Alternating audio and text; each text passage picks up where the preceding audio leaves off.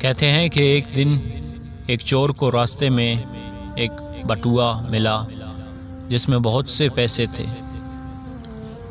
اس بٹوے پر کوئی دعا لکھی ہوئی تھی اور ایک خانے میں بٹوے کے مالک کا نام اور پتہ بھی رکھا ہوا تھا۔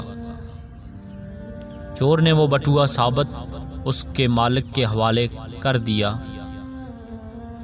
اس شخص نے چور سے پوچھا کہ تم آرام سے یہ پیسے رکھ سکتے تھے، واپس کیسے کر دیے؟ چور نے جواب دیا، آپ نے بٹوے میں جو دعا لکھوائی ہے اس عقیدے پر لکھوائی ہوگی کہ اگر یہ کھو جائے تو اس دعا کی برکت سے آپ کو واپس مل جائے۔ میں چور ضرور ہوں لیکن صرف مال و دولت کا۔